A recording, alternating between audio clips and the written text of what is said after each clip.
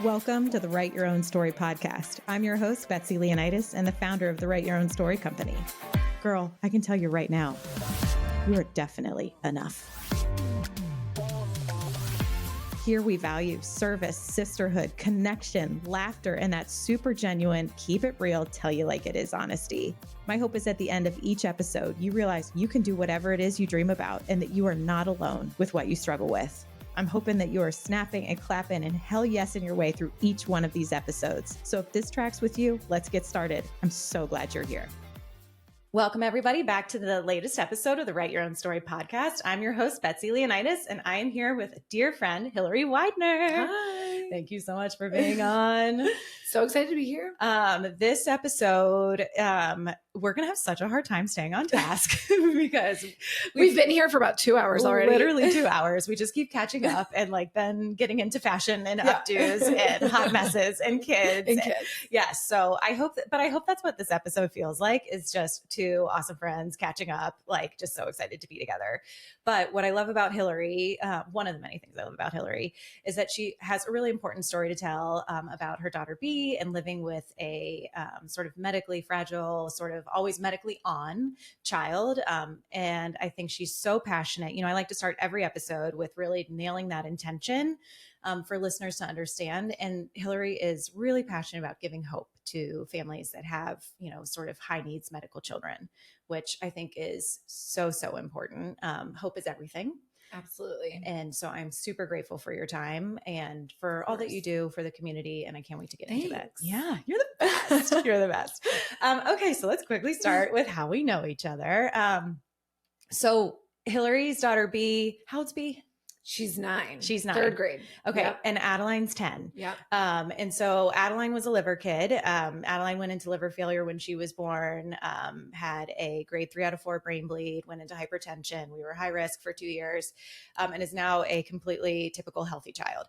But then a year later, Hillary has liver issues, which we will get into all of that. And everyone in Cincinnati was like, you have to meet. Yeah, you have to meet. You have to meet. You have to meet. And I was like, I don't know her. And like in Cincinnati, for those who aren't from Cincinnati, everybody knows everybody. Yeah, totally. And I don't know how we didn't know each other. This is so silly. And you'll hear how silly this is. So we were at our friend Emily's wedding and I bumped into you during cocktail. I was like, wait, are you? Yeah, we're supposed to meet. We're supposed to meet. So it was so amazing. Then so fun. We ended up sitting at the same table together. Yeah. Thanks, Em.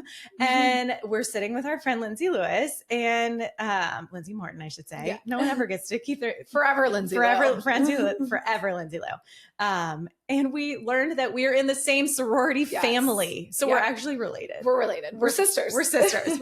Which like Delta Gamma sisters. Delta Gamma sisters. But like, no joke, I will always put in my application to be one of your sisters with your two sisters or a guy or girl. I was like, totally. I literally will put in, I either want to be a Kelly girl or a guy or girl. I will put my application in. Yeah.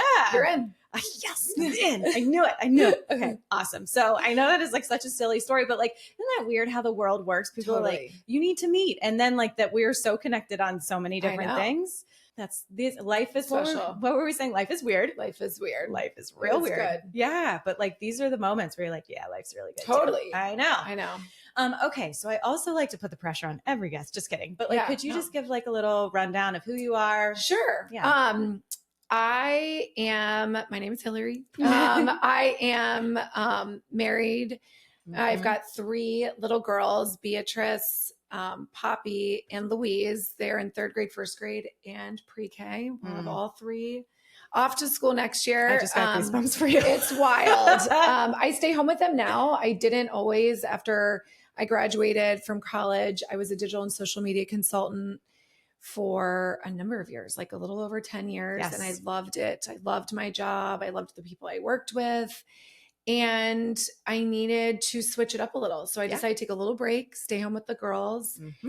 And in that time, I've become very passionate about organ donation, about Cincinnati Children's Hospital, and taking care of my kiddos. So that's kind of where I'm at right now. If you were to ask my girls what I do for a job, they think I am fully employed.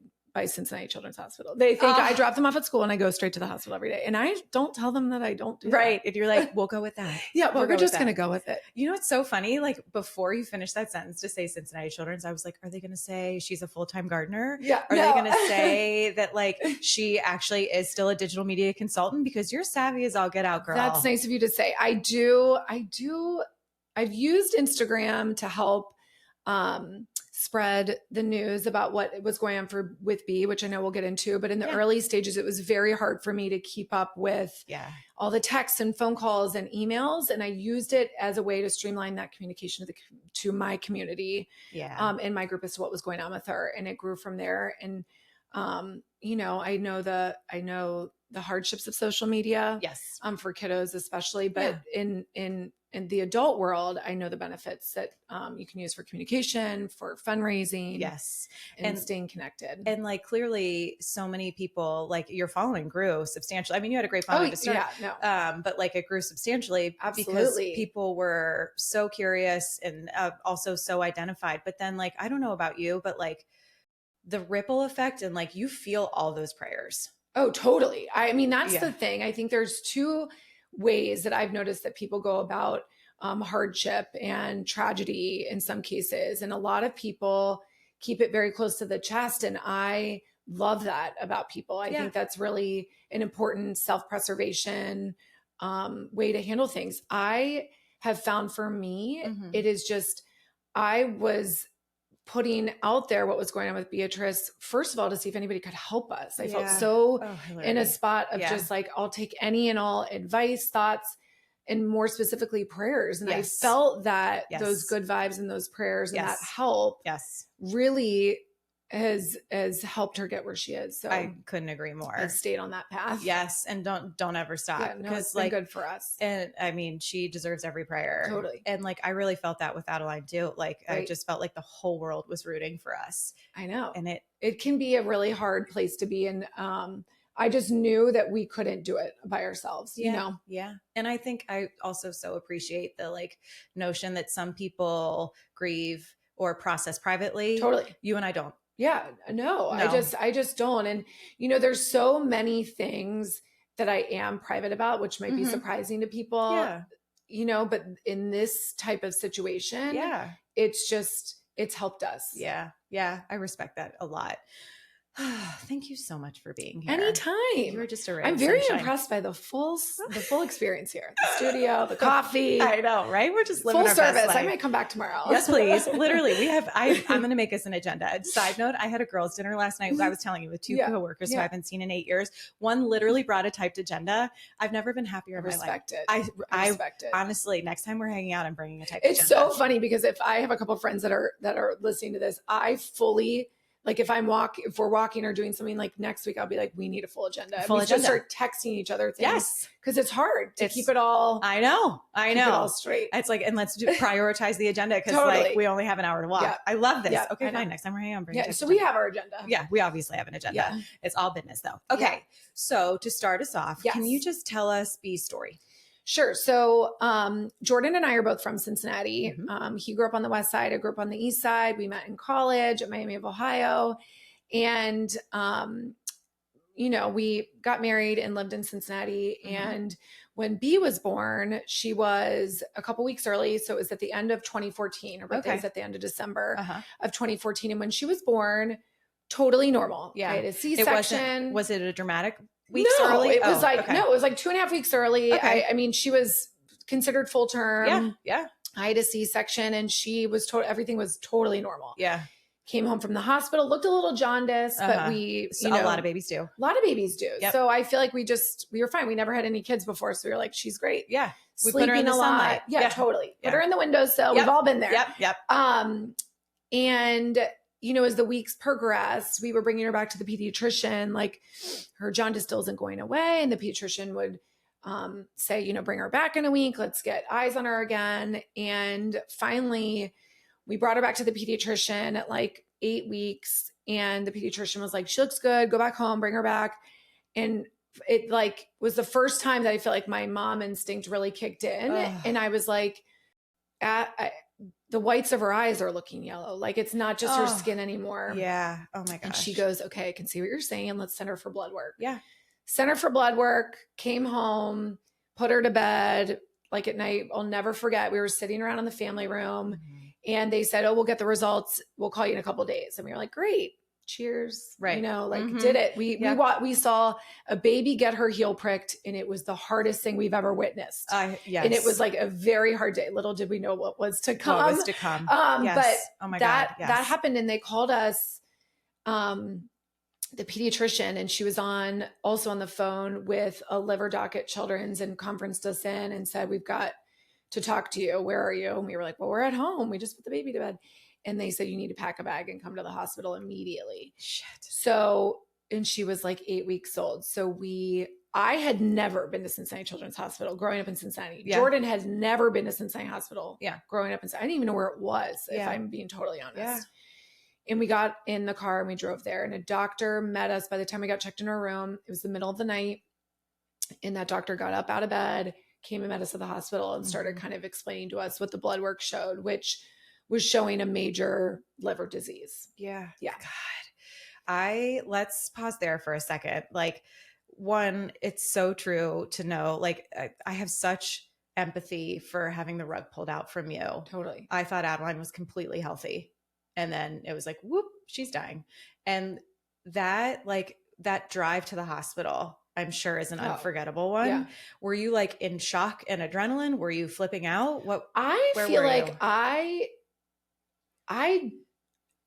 just like I can keep it very steady. You're good in a panic. I'm like, oh, I'm great in a panic. Same I'm like, right. Call us. Pack your stuff. Let's go. Let's do it. Of course, I'm like worried out of my mind. But you can like compartmentalize that. Oh yeah, totally. I can totally compartmentalize it. Yeah. You know, it wasn't until the doctor came and did the whole, and then said transplant that I was like, you know, the panic for sure set in. Yes. So no, I kept it steady. Yeah. You know, on the road and we got there and got her settled in. Oh my gosh. Okay. So she's 8 weeks. Yep. She's in the little crib. Yeah. She's up there on A4 North, our favorite floor ever. And they basically said she has something called biliary atresia. And biliary atresia there's no known cause for it. The only cure for it is typically a transplant. Yeah. You can have like a Hail Mary surgery, basically called a Kasai procedure. It's an 8-hour surgery where they basically, I should back up. Biliary atresia is where your liver does not drain bile. Oh. So your body fills with bile and fills with poison, and it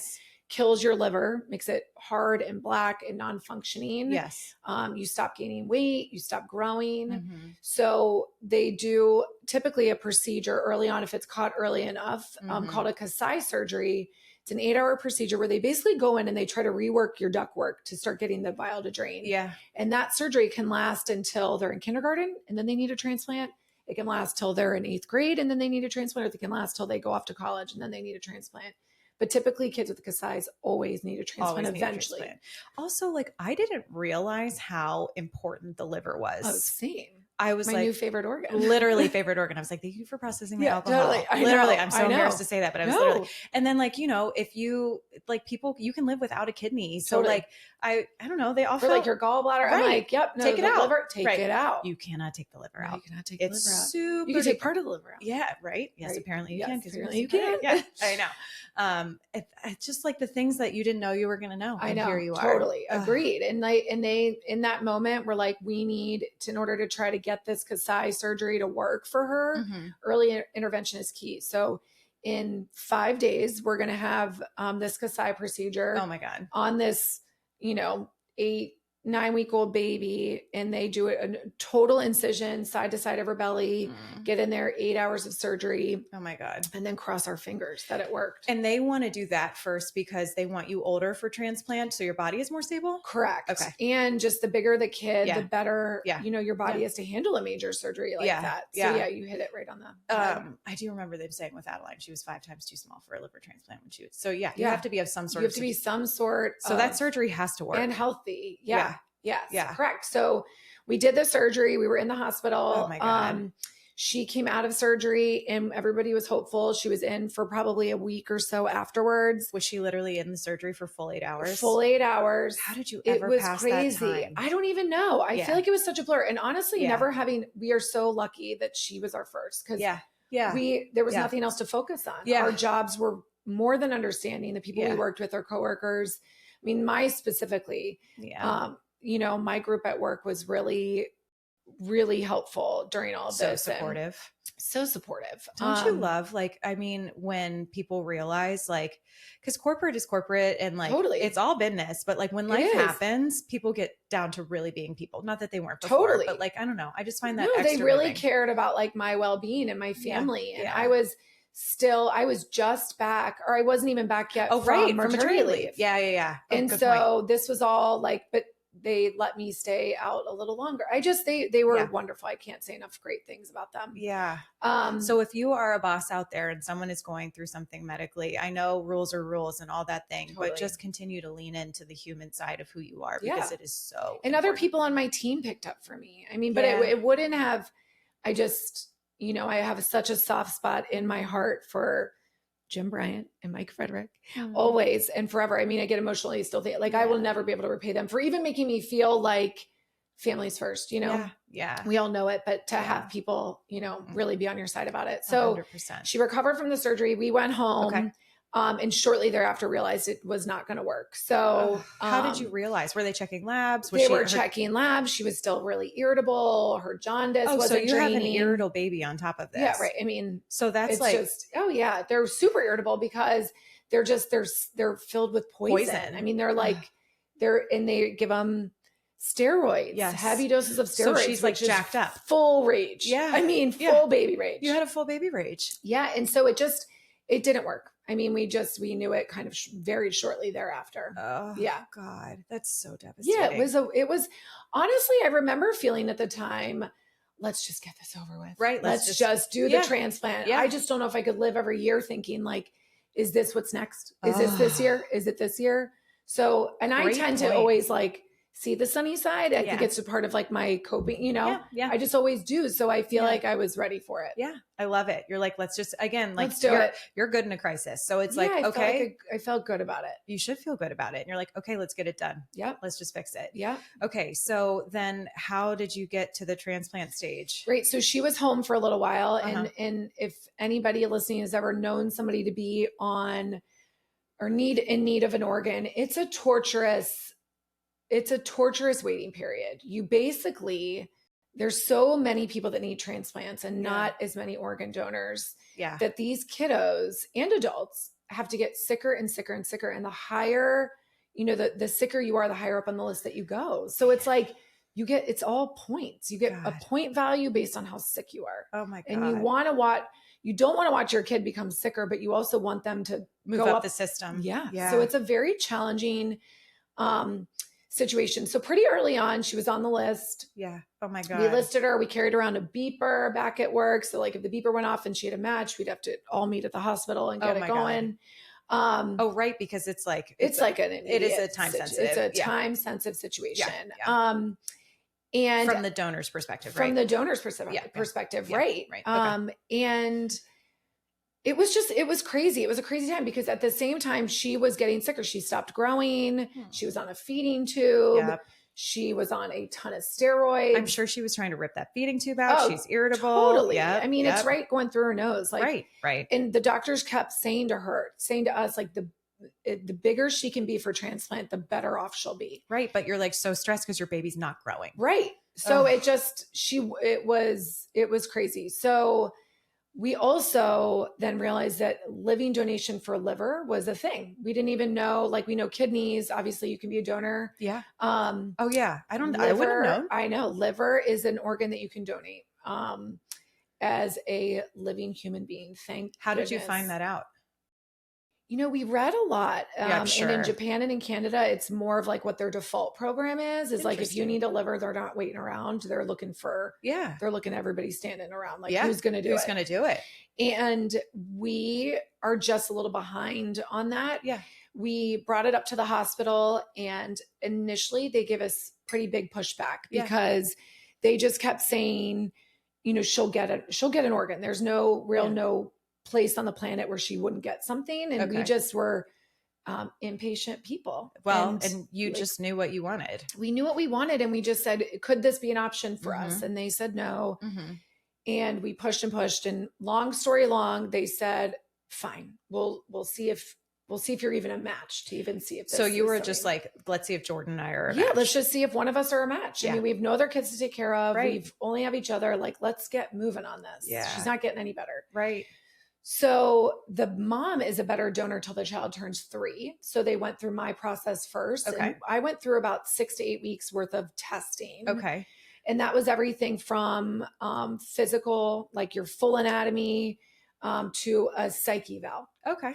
To make sure that you are like of sound mind. Yeah. To make a decision like that. Okay. Yep. Okay. So if anyone is considering donating, that's the kind of process that they have. Oh to yeah. go through. It's a pretty extensive process, right? Which is good. Yeah. It's a good thing. You want to make sure the person's healthy enough to donate, but you also want to make sure that the organs that they have are healthy enough to give. So absolutely. It was a good situation. It was hard for us because we were so young and newlyweds, and like our parents and families were involved, and yeah, everyone had an opinion. Oh, I can only imagine. My parents had a hard time. They were like, yes, I can imagine. Think you should wait. You got to listen to the hospital things. This will happen without having to put yourself at risk. Yeah.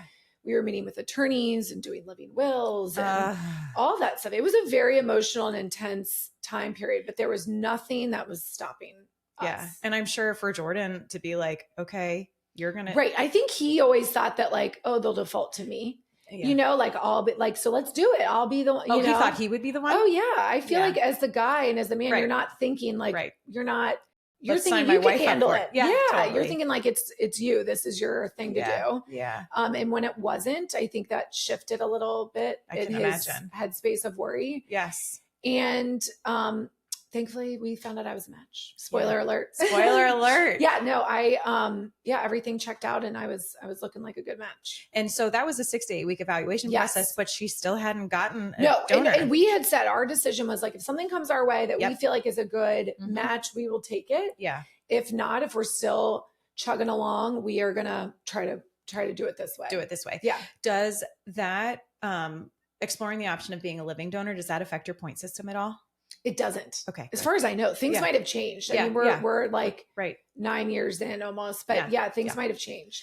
Okay. But at the time, not. But that's a great question. So you're like gearing up for surgery. Like, So the last time they had done a living donation, liver transplant, parent to child was like 3 years prior. Okay. And so, you just need double of everything. So it's really hard. You need double the OR, you need double the staff, you need double the surgeons, like everything. So scheduling that was kind of a bear. Yeah. My hats off to them. They had one of the founders or the founder of their liver program, Dr. Reichman, flew up from Florida was like, I'm going to take on one of these patients. And then at the time when all this was going on, we'd moved into our house in Hyde Park. Yeah. And a doctor comes in and she is a total badass, this lady, Dr. Marie Alonso. She comes in, she goes, my name is Dr. Marie Alonso.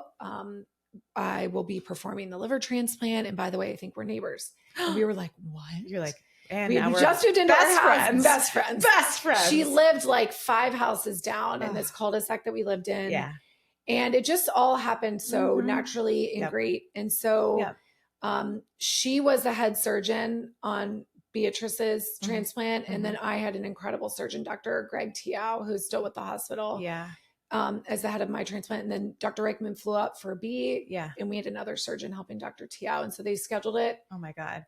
For July. What is prepping for that kind of surgery like? Were you guys isolated? Like, because like if you get sick or anything, like everything gets pushed off. Yeah. I really put the pedal to the metal in the exercise regimen. Okay, girl. Let's train for it. They were like, if you are the more fit you are, the better off you'll do after surgery. I love that. So I partnered with Define. Oakley really took me in and they were like, let's do this. And they helped me get on a good schedule and just feel good. They did a donation ride for B and for Cincinnati Children's, but in B's name. Yeah. And really kind of just put the pedal to the metal with that while we were both working and managing her and all that. It was a good prep leading up, good distraction. Were you able to get help at home? Like, can people watch her? Like, is she so hard because she's so irritable and she's high risk and she's got the feeding tube, or were you able to lean on community at all? Yes, absolutely. I mean, we had nurses that helped us. Awesome. We had both of our parents, sets of parents were in town. Good.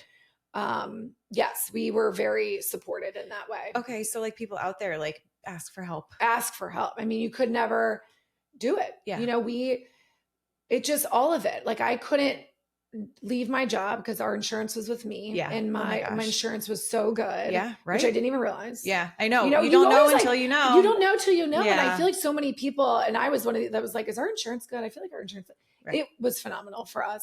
So that was like not a question for me to kind of step back. So we both just had to kind of like work on it and figure it out. But yes, ask for help. I mean, it's the only way to stay sane. Oh my God. Okay. So it's surgery day.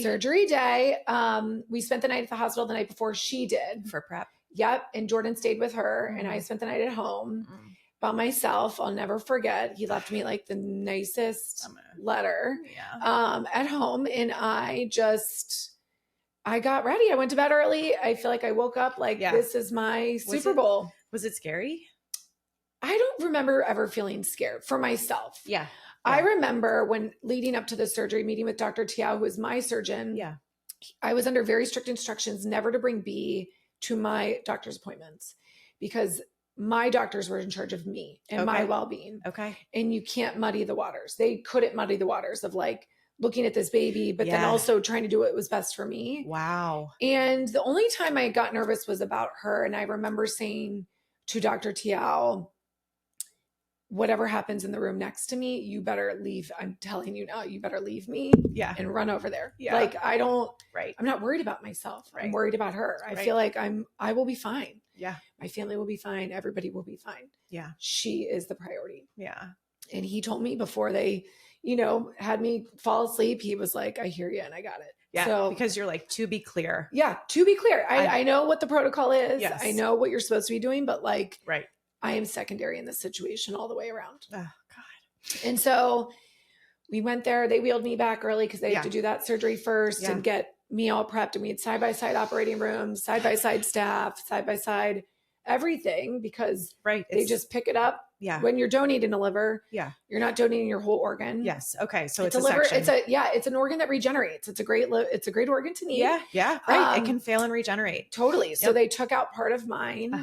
And they walked it next door and put it inside of her. So oh my God. It was like a 12-hour surgery when it was all said and done. And between the two of you? Yes. Like, because we overlapped for the majority of it. So we were both in there and they put my family in a private waiting room. Yeah.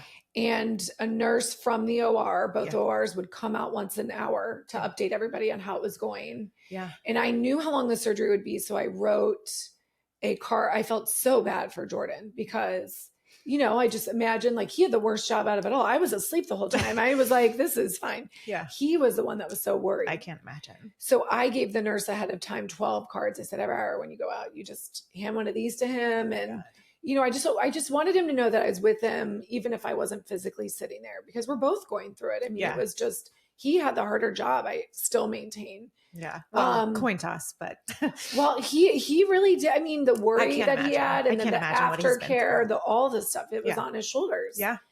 So, we went through the whole entire thing. I remember waking up on A4 North, Dr. Tiao coming in and being like, what's your pain scale? 1 to 10. And I was like, it's a 15. I can't breathe. And my body is on fire. Oh my God. Hillary. And so they just like dosed me up with more meds. I fell back asleep. Good. And then when I woke up again in A4 North, I have an incision from my belly button to my breastbone. Yeah. The entire length of my stomach. And she had already had the one from the Kasai. Yeah. And so she's got another one. It kind of looks like a peace sign kind of on her stomach. Yeah. And we both were in the ICU. And then we got moved down to A4 North. Yeah. So we both recovered there. They thought I would be in for 2 weeks. I was out in under a week and they thought she would be there for all of a month and she was out in 2 weeks. Oh my God. So did you know, like, how do you recover from that? Like were you on meds? Were you like, so this is a major surgery surgery. And we just discussed the liver's so important. I know the liver's so important. Yes, I was just, it couldn't lift anything, had to rest. I mean, I was exhausted. It's a lot from your body. You lose a lot of blood. It's so I recovered, and I was on pain meds and I wasn't allowed to drive until I was off my pain meds.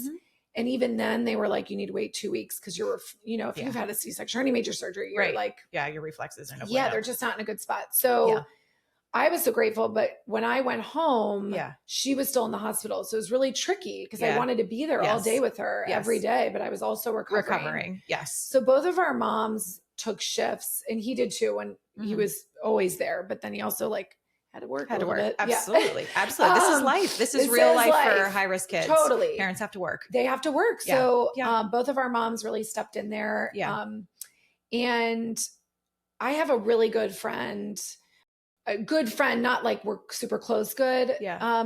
But just a nice, solid friend. I love a solid friend who is very involved at Uber, was very involved at Uber. And we went to college with them. And anyway, they checked in. And before I went in for surgery, they said to me, we're putting thousands of dollars of Uber credits in your account. We calculated how far away the hospital is from your house and how many trips you would need over the next 2 week period to visit her. We don't want you to ever think about it. Oh my God. Not that was even on my radar, but they're on it. They've thought of things that I wasn't even thinking about. And they were like, we just don't even want you to worry about it. And you wouldn't have that kind of help if you weren't so open.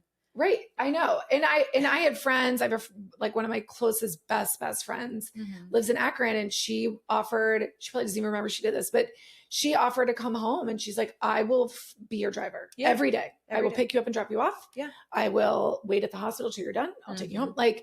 People just were so nice and giving in ways that I didn't even know I needed. Right. But I totally needed. And I don't know if that is a Cincinnati thing. I don't know. It is unbelievable. Community is everything. Totally. And you and I have been such fortunate recipients. Totally. And it literally is life-changing. So for anyone out there who has someone who is going through something in their life, these are such great examples for how to get involved. Don't ask what I can do, offer what you can do, and let them take you up on it or not. But just know that your offer is life-changing. Totally. And that if they say no, it has nothing to do with you. It's just what they can manage and handle or what they need. And people just, even the meals, and we've all been a part of meal trains, right? Right. It's just, it is a lot, and it's a lot to do for someone. And and I don't even know who put it together and how many people contributed. Yeah. And that's where I forever feel indebted to people I don't even know, who to thank at that point. Cause I'm things are just showing up and people are being fed. People are coming into my house and unpacking stuff in my fridge. It just was a whole wild ride. So I'm in a time where you can barely remember. Where I'm literally I can't do anything. Right. You just have to accept it. Totally. Accept where you are. You are. And I think in this time period too, I just really learned, and this is one, I think what a great takeaway for people would be is at this time in my life, and even the year and two after, I viewed my friendships as flowers. And it sounds so crazy to say, but I'm I cannot water these flowers currently. I cannot be the friend to you that I want to be and that you're used to me being. Yes. And if that friendship dies off without any water, it's not going to be a part of my world anymore. But if you can survive and hang with me and without being watered, I will be able to water you again. Yes. But in this time period, I can't. And there were definitely situations I ran into where things moved in different directions. And coming out of it, it's obvious to me, who could hang. And it's a reminder to me to just because I'm not getting the text back or seeing the friends all the time that I used to see, it doesn't mean that I can't still keep them close in my mind and, on top of mind. I literally I'm going to think about that all day because it's so true. It's so true. It's just I just was not in a spot to water any of my friendships, but I felt so grateful to have people thinking of me. And who didn't leave your side. Totally. It didn't need anything. Right. The low maintenance friends. Don't you feel like this? I feel like we talked about this. The older we get, the low maintenance friendships are the friendships that I find myself leaning into more. Yes. Because it's easy and the value exchange is just there because it's inherent. And oh my God, that's so good. Yeah. Literally. So it was honestly, it was a wild time, but it made me feel very blessed to be in such a wonderful community. I think one of the common themes in my life and with all these women that I've talked to, and that I see in you is that like, there's so much beautiful perspective totally in the hardships of life that like, it really is a gift that you never wanted, but that you get. Oh, totally. I mean, I lived a full life of like I couldn't think of one thing. I had a wonderful childhood. Yeah. Loving, married parents. I had sisters who I adored. I had a great education. I had a happy home. Like there was not one thing that I had, and this was my thing. Yeah. And it rocked my world, but for the better. Totally. Right. So how did you guys know that the surgery worked? So, did we ever we, I don't know. I just, they were home. She was in the hospital and then they released this baby to you. Don't you remember the first time they gave you a baby? Or you had your baby and they were like, take the baby home. You're like, are you sure? Are you sure? Me? Yeah. Me. Don't look in my direction. Did I just have this? Right. I know. Who are you? I felt like that all over again. I'm like, I'm not terrifying. Capable. They handed us a binder. I got the binder. 15 different meds, 3 different times a day. That you like literally can't mess by minutes. No, she's in a port. They're like, she can't touch. She can't get it wet. She does it's an emergency. She can't spike a fever. She can't. I mean, it was like, she Here's can't my be direct outside. phone number. Oh my gosh. And it was an entire year. That was a total blur. But basically they said, if she can survive the entire year without any major episodes, that the likelihood she'll do better long-term is higher. Okay. So don't leave your house, basically. Okay. And she was pretty much, that's why like we were in lockdown before lockdown was a thing. You're like, I'm actually a professional. Totally. And I actually, yes. I secretly love lockdown. I kind of did a little. I was like, oh, my people, so close. Yeah. But in that year, it really helped that our surgeon, the smartest woman in the biz, was like 5 houses down. I could tell you the exact moment she left for work and the exact moment she got home, because I was out on that street with a stroller, waving her down. Hey, how does she look? Jordan's like, you're going to force her to move. You're like, I don't care. I'm like, I don't care. I know. I don't care. She was so patient, lovely with me. Yeah. She sounds. But we were like, she's amazing. She is a badass. Yeah. And just one of those people that just is a badass and like doesn't want to be acknowledged, you know? And those are like under the radar, extra special people that are just like a secret badass. Oh yeah. That can, like, some people are incredibly cerebral and like as all these surgeons are and so many other people, but then they sort of like, your brain only has so many facets. Sometimes don't have that like softer people side. Yep. And when you find people that have both, you're like, And did we hit the jackpot? She is the surgeon that introduced us to our current doctor. That is B's liver doctor. We live and die by this lady, Dr. Kathleen Campbell. She is, I can't say enough incredible things about this woman. I mean, you never meet a doctor that is equal amount of intelligence as they do bedside manner. And this woman is top notch. I mean, we attribute all of B's success to her and her care. Okay. So you've locked down for a year. Yep. Thank God. No major episodes. And episodes would be like spike a fever. The episodes would be like an infection in her port that got into her bloodstream. And she would go into a coma. Like episodes are like, for the entire year, we're like on the edge of like, what is going to happen here? Okay. So let's pause there for a second, because let's say someone is in the thick of it right now, in some sort of condition in their life where they have to live on the edge for an extended period of time. Like that applies to someone. You're holding your breath for a whole year with the child that could die, that you're holding on to. You're responsible for that. The weight of that is so insane. It's insane. How do you, and you're locked down. No one can get sick. No one can do anything. How do you take care of yourself? I don't think you really properly do. I kind of looked at this as like, there is an end in sight here. I was playing it day to day. We had really great support in our family that would be like, you two need to go out to dinner by yourselves and like talk about it and go on a vacation or like, we just, we just did what needed to be done. Yeah. And you just have this like guiding light in front of you of just, if we can get to the year point, then we'll be good. But I think for most people, if this is a prolonged thing, you just have to squeeze those moments out. Like I remember one time being so scared and frustrated. Not that I would get in trouble at this point, but like left her at home and I walked out my front door and I did a loop around the neighborhood. I'm like, I need to be alone. Yep. This is too stressful for me. So finding those moments. I'm no judgment here. Of full, like just on your own. I think you have to do that in order because to you get to this point where you're like, I can't care for her if I don't do something about this right now. Yeah. No, you can't care for somebody if you are not in a good mental headspace. It's really hard to be a caretaker. People, you know, like, and I mean, of course we all have so much empathy for B, who's like literally fighting for her life, but to be a caretaker is so hard. I think that's a really separately, another lesson is like that your family is like so like my friend Lauren, who was going through grief, she had a friend who was like, how about a shower?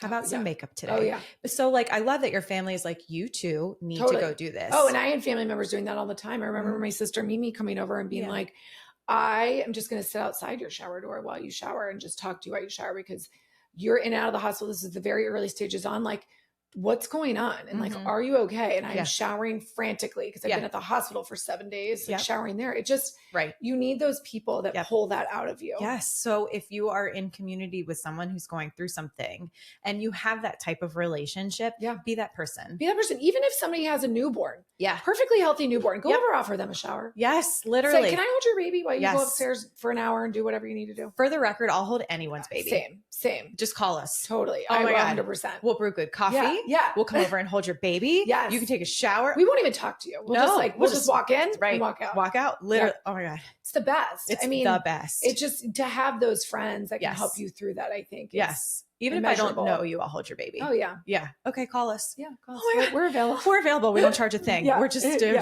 to snuggle your baby. We're going to smell your baby. Yeah. I just want to smell its head. You're out. You're kicked out. Right. You're kicked out. Go take a shower. Take a long one, please. Yeah. I promise I'll give it back. Yeah. I love this though. And I think that I find, especially coming from Midwestern culture, it's so hard to interject yourself into it's easier. Not that it's hard to fit in time to cook someone else's meal when you're already cooking everybody else's meal. So I don't discredit that, but it is really hard to interject yourself in sort of that like, forceful is not the wrong word, but it's the wrong word, but I can't come up with another one to be like, you need a shower. Yeah. Or just say like, I have a friend who I like was an acquaintance at the time who's come one of my very close friends. At the time, all she did was text me and said, there is a coffee and a muffin outside your door. And I was like, you know what? That really hit. I'll never forget that. I mean, out of all the meals that were prepared and dropped off, like, it was one of the ones that I just was like, she didn't expect to hug. She didn't expect to say hi and get a full one-on-one update. She just dropped it and ran and it felt good. I think that's another thing that like people need to realize. And, I guess check in with yourself subconsciously, because I find that a lot is it becomes about the person providing and it's like, this isn't about you right now. And I know that sounds really harsh, but it does kind of go there sometimes. Drop the muffin on with no expectation. And that is like the cream of the crop. Absolutely. Okay. Hold on. Let me check time because you got to pick up a kid. I know. Oh man, girl, we got to hustle. Oh, yeah. Okay. We're going to wrap this episode up in 20 minutes and I still have 2 more sections. Giddy up. Here we go. Okay. So what you're most passionate about though is providing hope. So you had mentioned before we hopped on and started filming that you counsel a lot of families who are kind of like behind you in the stage. Tell me how you guys got to a place of hope. So like fast forward, B is a healthy kid. So having a chronic child, so somebody that will live with us for always, she is on immunosuppressants. Yes. She is one of the very few kids that are only on immunosuppressants. A lot of kiddos that are post-transplant ebb and flow between a bunch of different types of medications, depending on how their health is doing. Yeah. We check labs once a month. She goes in before school, gets her labs done. And that's got to be so hard. It's a lot. It's a lot on her. And I feel like coming up as like now a 9-year-old, she just was in a hospital for just a liver biopsy and just the emotions that go through that. Yeah. As of right now, we are in a good spot. She's on her immunosuppressants and she's doing great. That ebbs and flows all the time. Yeah. I mean, all the time. So most kids are just in between all that. Now, I find there are kiddos in her same situation that are, or in other situations that are chronic kids that are, the hospital recommends you keep them in more of like a bubble, let's say, than what we have done in a few different ways. And for us, it is what works. I don't want to raise a child with severe anxiety over their health. I don't want a child that is afraid to jump in a pool because she doesn't know how to swim. I don't want to, that's just not a part. It's something that she deals with. It's not all consuming. And it doesn't define her. It doesn't define her. So our hope comes from her and seeing how happy she is and seeing how good she is. And also being so grateful for Cincinnati Children's Hospital. Like I'm an action-oriented person. My husband's the same.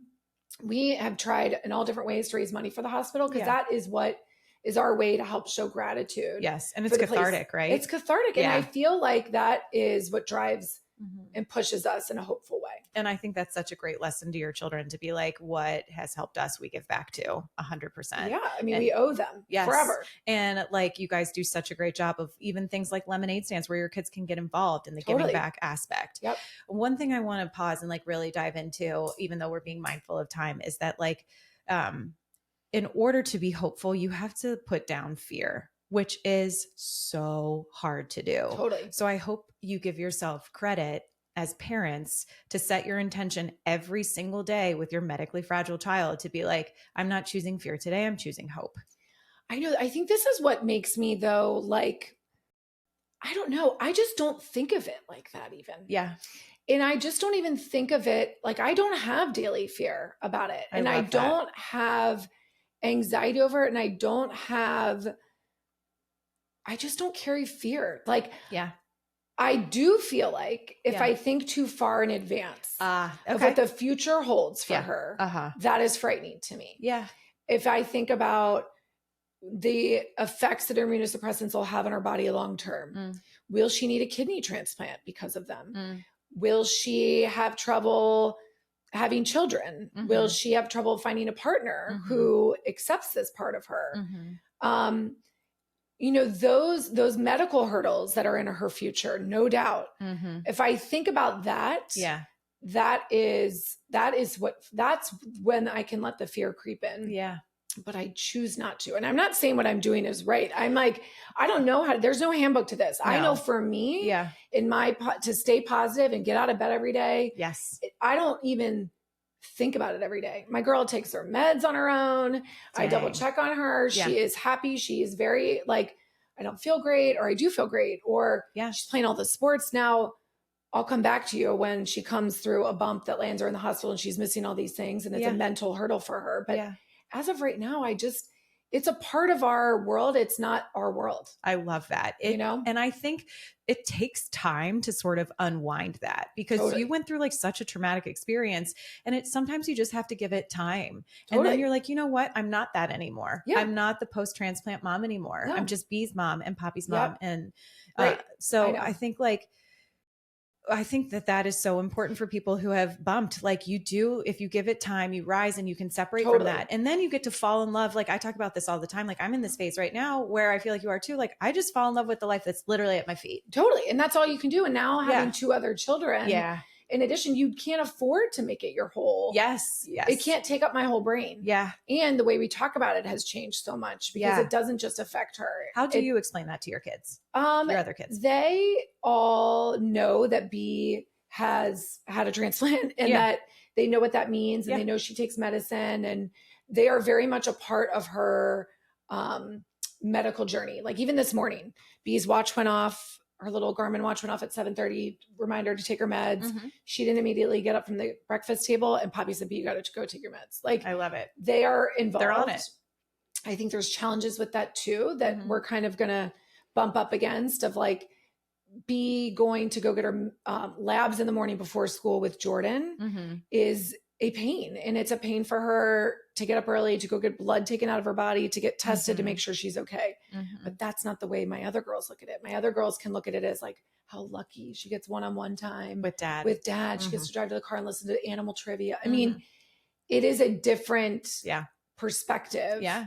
So normalizing that and making this every year when we celebrate her liveversary, making it a family celebration versus just the focus on her has definitely been a shift for us. I think that's like, It is one of the blessings of having more children. It's Totally. like, like the focus is off. I mean, honestly, it's been such a blessing for us too. Yeah. Because we can't just hyper focus on her. Yes. It just can't happen when you got other kids. And you just got to keep living. Totally. Okay. So when we think about these families that are going through it and are like, I am not in the hope stage yet. It's like, if you give yourself time and if you focus on give yourself time. And I also would say connect with a family or a person that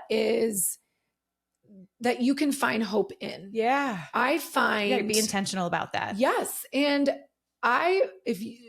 Google is not your friend. No. I find that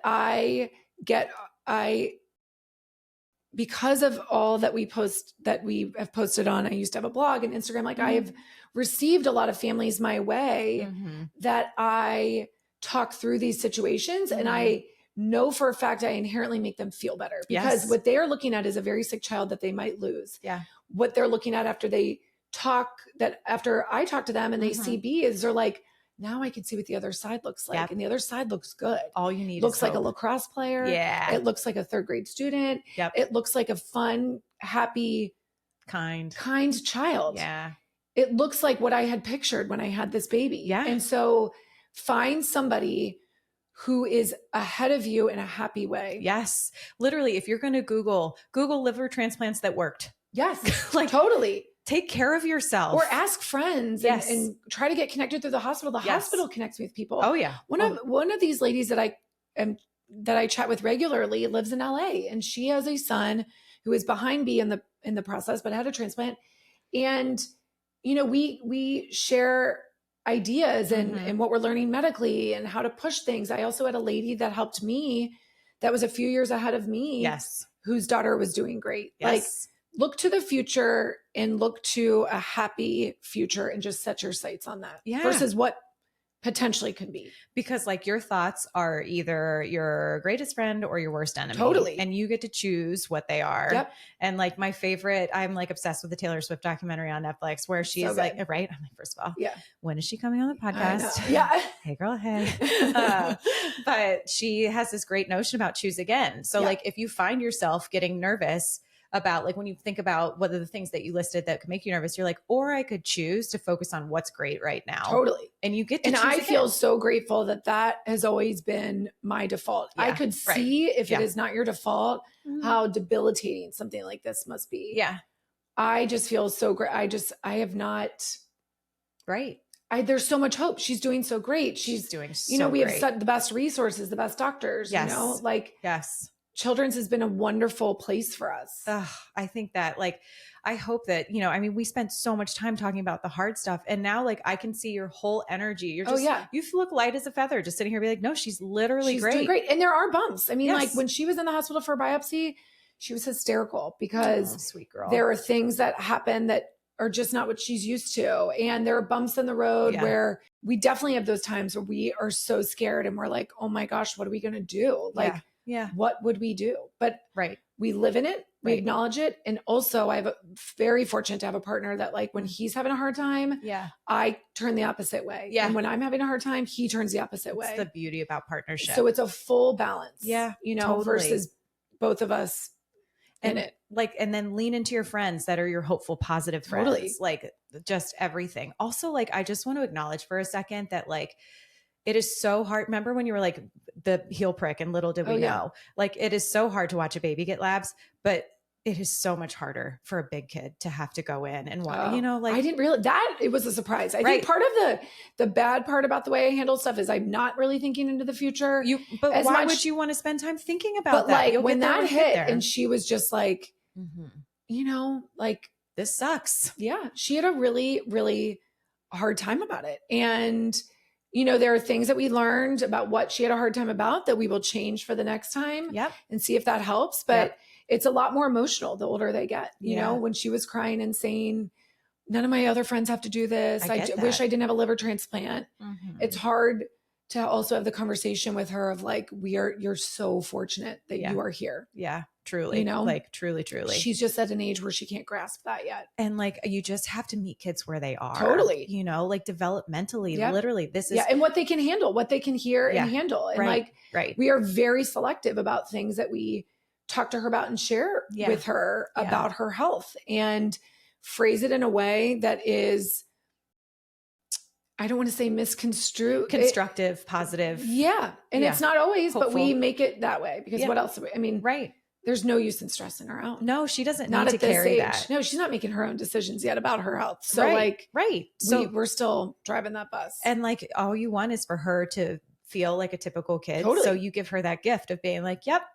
This is a perfect example. We were at the hospital this week for a follow-up appointment for a change of meds. And anyway, she's doing great. But when she had all of this happen to her when she was little, her belly button does not look like a typical belly button. Yeah. Well, I'm sure even after all those surgeries. Yeah. And it's always been a part of our conversation to, and plastic surgeons, we've talked to them. It's purely cosmetic, but if she wanted to have a typical looking belly button, it's an easy thing to do. Okay.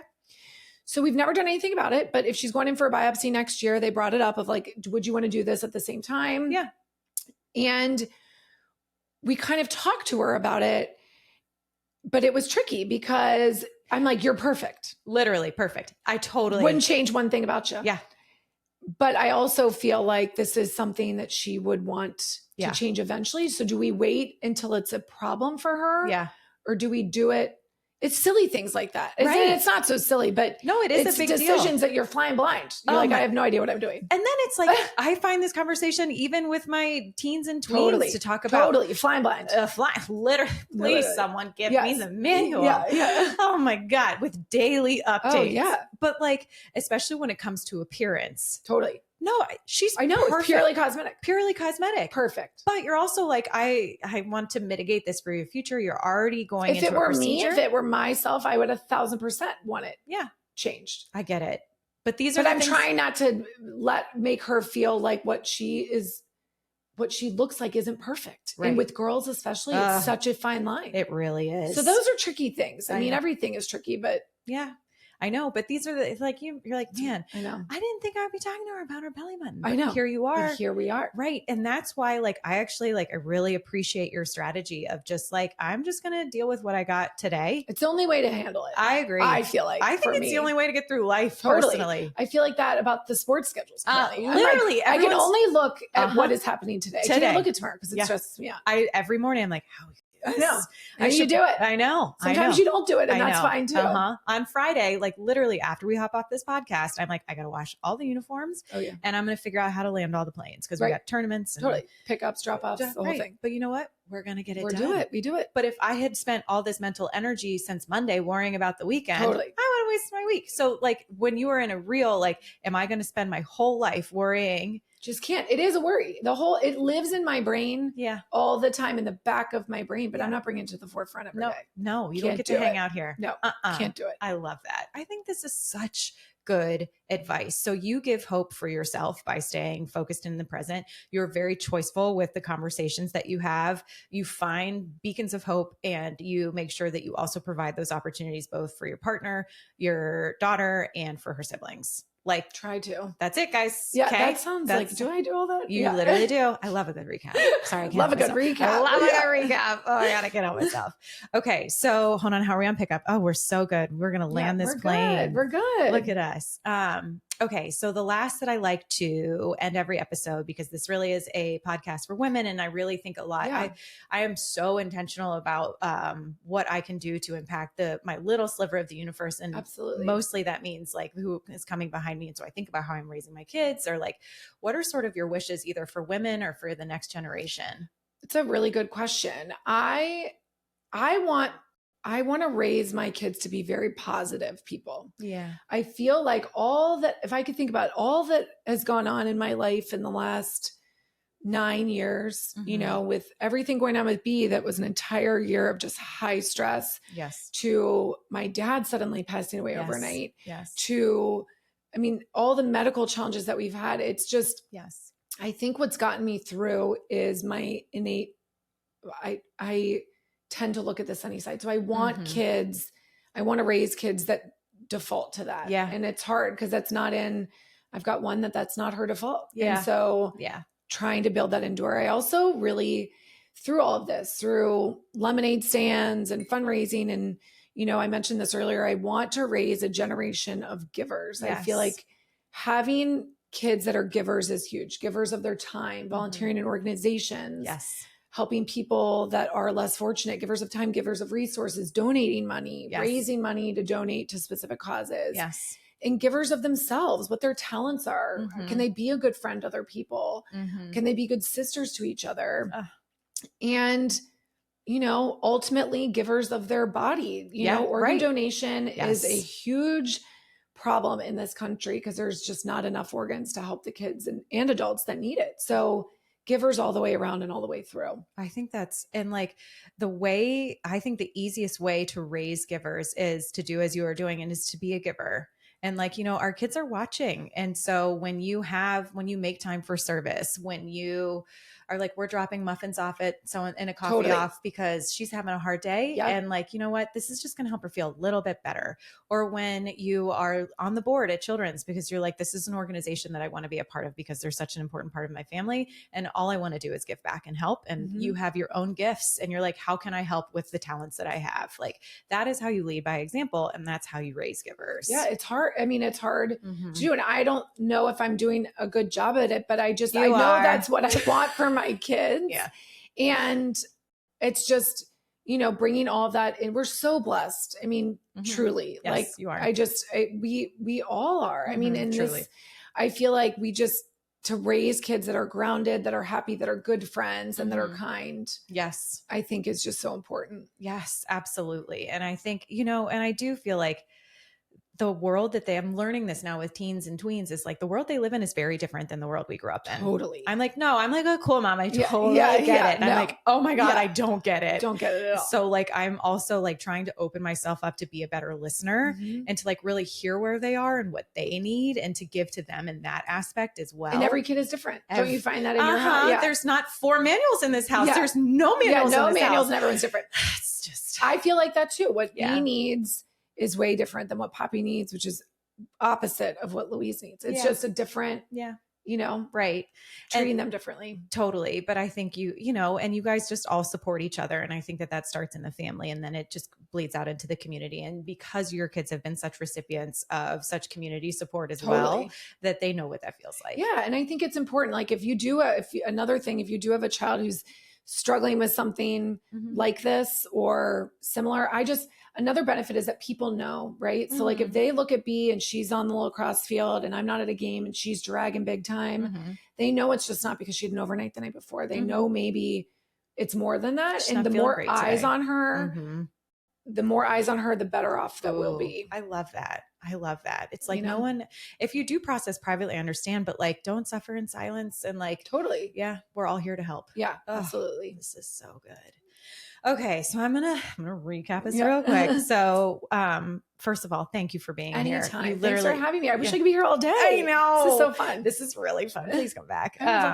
So I think that like, one, I'm just so grateful for your time because I know we're sneaking this in. But two, I'm so grateful to the community that supported you. Totally. Thank you for saying that. Yeah. And I think that it is such a beautiful example and it has been a huge shaping part of, even though that is truly who you were to begin with. Don't you feel like that like solidifies some of like the core values? It brought it out. It brought all of this. It brought it out of me. I feel like I'm just like, you don't know until you're tested. And I feel like I've got a lot of work to do, but I feel like I'm on my way there. You feel like you're definitely in the direction. And like, I don't think we ever stop working, like we all have work to do. And I think that's like, once we get figured out, like then something else happens. Yep, and that's okay. Exactly that's like part of life. Absolutely. It's kind of the fun part sometimes until it's not. But then we keep going. Okay. So I think that if you have a medically fragile kid, it is important to surround yourself with things that give you hope. It is to follow your intuition and advocate for your child. Absolutely. I mean, like we really kind of glossed over that, but you were like, nope, this is an area that I will continue to explore. And you were adamant about that. And it obviously panned out. It is as community members to to do the light touches for help. If you are the friend that you can call and be like, take the shower, go for the walk, get the date. If I can come over and hold your baby, anything, be the helper. And to, continue to focus on the positive and what's working and stay where your feet are. And like, that's truly like how you survive these kinds of things and how you thrive. Your family is thriving. Yeah. We're doing great, and it's a roller coaster and it's not always going to be that way. I just have to be realistic about that too. But as of right now, everyone's in a good spot and we just feel very fortunate. Right. You've been through enough to really appreciate the good and appreciate the quiet. Like, there's not much action going on. No news. I love it. No news day. Yeah. It's literally good news. Okay. So if you could, if you want anyone to sort of like take action coming out of this, what can we tell people be to an go organ donor? Yes. I mean, I love being more than anything. My girl will likely probably need another organ at some point in her life. Mm-hmm. And, we put a lot of resources and direction towards the organoid program at Cincinnati Children's Hospital, which a lot of people don't know that Children's is not only are they known for their care and what they provide our community that way, but their research is top notch and incredible. And they have a program, their organoid research program, where they're literally learning to grow organs in labs, so that if B needed an organ in 10 years, that we can just order one right up and they'll literally put it together for her. So order it on DoorDash. Yeah. I know, but seriously, how amazing. It's amazing. It's incredible. So find something that you're passionate about at Cincinnati Children's. Yes. Everybody is touched by that hospital in some way or another. Yes. My call to action is always donate what you can in any way you can. Your time, your talent, your thoughts, right. Truly anything. Cincinnati Children's needs all the support that we can give it always. And not just monetarily either. Right. Give your time, give your energy, give all of it, give awareness. Be an advocate for them within your community and speak the good word and learn what they're doing and tell people about it. I love that. Cincinnati Children's is it for us. We are very blessed. The #1 pediatric hospital in the country, right in our backyard. What would we do without them? Literally. I know. And be an organ donor. You and I are both another thing. Here we go. Yeah. Cry again. So to be an organ donor, like I have on this is just the silliest question. I have on my driver's license. You just tell the people, put it on my license. Put it on my license. Right. Cause I'm like, what am I going to do with these things? I would rather save all these lives. Oh, absolutely. Is there anything else that I need to be doing to be an organ donor? Like, no, that's really it. Is that it? Yep. Cool. Just advocate for it. Breeze. Yep. Talk to your friends about it. Yeah. I wish we were a country that had an opt-out program versus an opt-in program. Ooh. But just opt in. Yeah. It's the right thing to do. Oh, I love that. Also, like I would go follow Hillary on social. If you we all love a deep dive. If you need to see her story in more detail and find that hope dive in. Also, if you want to be fully influenced by the cutest fashion finds, I swear we were just talking. I was like, I did it again. I clicked, but like, thank you for your business. Yeah. Right. Truly. Like I don't know. You are just a ray of sunshine and always a beacon of hope, always continued champion for your family and for other people in Cincinnati. So it is a really wonderful follow. Yeah. I genuinely mean it. Love you, girl. Love you. I could go on and on, but thank you so much. Anytime. So much. Happy to be here. And I am so happy for you. Thanks. I am too. Yeah, you should be. Thanks. Yeah, heck yeah. I love that. All right, you guys, please share this episode. It is full of hope. Or if you don't want to share it, listen to it over and over. What a feel-good episode going into the summertime. Yeah, let's do it. And we all know people that need a beacon of hope. Absolutely. And that is what we set out to do today. It feels like we did it. I'm feeling, I'm just going to put this in my pocket all day long. Good. So, same. So yes, please share if you feel so inclined. Follow Hillary, be an organ donor, and just get involved in your community because we all need to be givers. Absolutely. All right. Thanks everyone for listening, and we'll catch you next time. Well, that's the end of this episode, but promise me, you won't stop here with whatever it is you're feeling or dreaming about. I hope you leave today feeling empowered to live life just as you see fit. If this podcast was helpful to you, it would mean the world to me if you could leave a review on whatever platform you're listening on. I genuinely just want to help women live the life they dream about. So if this type of content tracks with you, subscribe to this podcast or visit our website, writeyourownsstory.co, to download digital courses or to grab a journal and a mug to just dream in and dream with. It's your life, lady. Do you. And just remember, I'm rooting for you and you've totally got this.